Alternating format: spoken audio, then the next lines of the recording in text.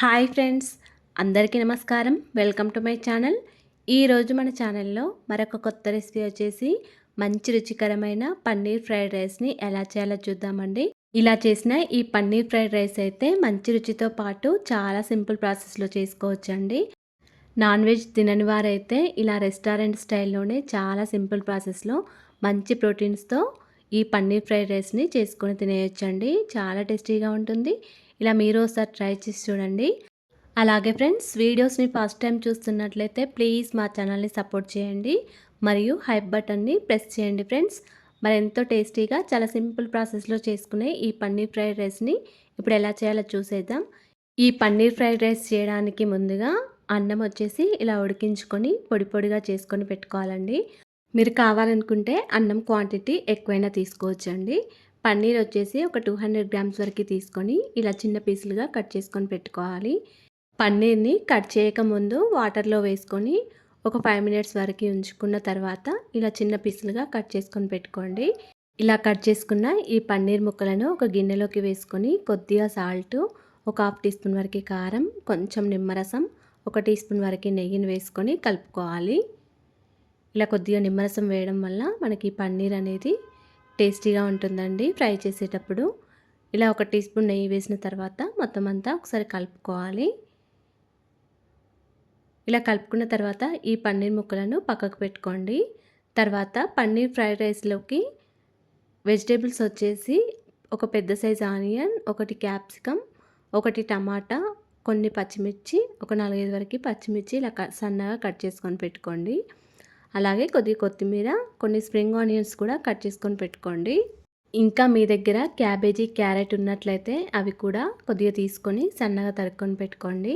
తర్వాత stove on చేసుకుని ఒక కడాయిలోకి ఒక టీ స్పూన్ వరకు నెయ్యిని వేసుకొని మనం అన్నీ కలుపుకొని పెట్టుకున్న ఈ పన్నీర్ ముక్కలను వేసుకొని ఫ్రై చేసుకోవాలండి.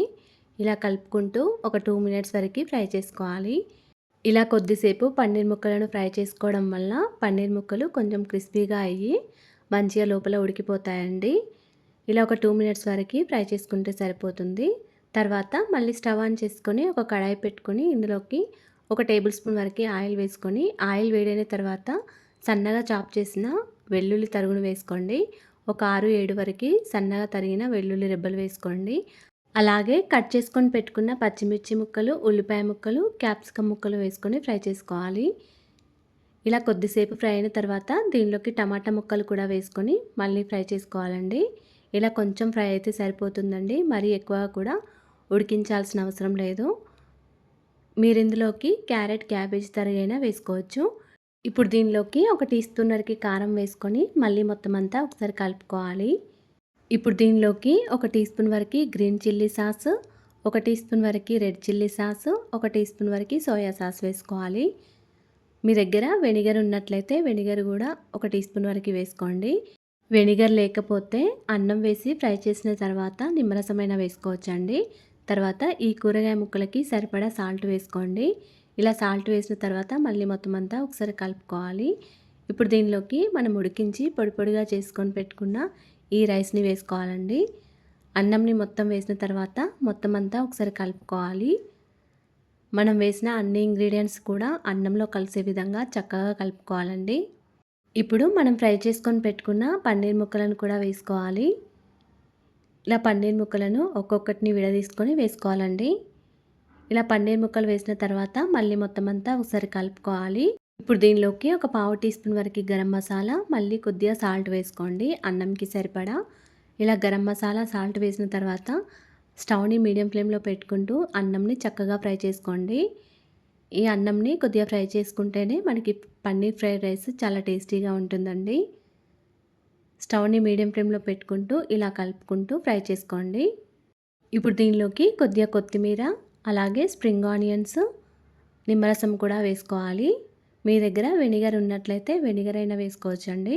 నా దగ్గర వెనిగర్ లేదు కాబట్టి ఇలా నిమ్మరసం వేసుకొని కలుపుకుంటున్నాను. ఇలా నిమ్మరసం, కొత్తిమీర వేసిన తర్వాత మళ్ళీ మొత్తం అంతా ఒకసారి కలుపుకోవాలి. ఇలా ఒక 2 మినిట్స్ వరకు ఫ్రై చేసుకోండి. ఇలా ఫ్రై చేసుకున్న తర్వాత దీనిలోకి మిరియాల పొడి వేయడం మర్చిపోయానండి. ఇలా కొంచెం లైట్గా మిరియాల పొడి వేసుకోండి. పావు టీ స్పూన్ కంటే కొద్దిగా తక్కువగా మిరియాల పొడి వేసి మళ్ళీ మొత్తం అంతా ఒకసారి కలుపుకోవాలి. ఇలా అన్నంని కొద్దిసేపు ఫ్రై చేసుకున్న తర్వాత స్టవ్ ఆఫ్ చేసుకోండి. అంతేనండి, ఎంతో టేస్టీగా సింపుల్‌గా చేసుకునే పన్నీర్ ఫ్రైడ్ రైస్ రెడీ అయిపోయింది. ఇలా చేసిన ఈ పన్నీర్ ఫ్రైడ్ రైస్ అయితే చాలా టేస్టీగా ఉంటుందండి. ఎప్పుడైనా అన్నం మిగిలిపోయినా లేకపోతే పిల్లలకి లంచ్ బాక్స్‌లో పెట్టాలన్నా ఇలా చాలా సింపుల్‌గా, టేస్టీగా ఈ పన్నీర్ ఫ్రైడ్ రైస్ చేసేయొచ్చండి. చాలా టేస్టీగా ఉంటుంది. ఇలా మీరు ఒకసారి ట్రై చేసి చూడండి. అలాగే ఫ్రెండ్స్, మా ఛానల్‌ని ఇంతవరకు సబ్స్క్రైబ్ చేసుకోకపోతే సబ్స్క్రైబ్ చేసుకోండి. వీడియో గనుక నచ్చినట్లయితే ఒక లైక్ చేయండి అండ్ షేర్ చేయండి. ప్లీజ్ మా ఛానల్‌ని సపోర్ట్ చేయండి. Thanks for watching.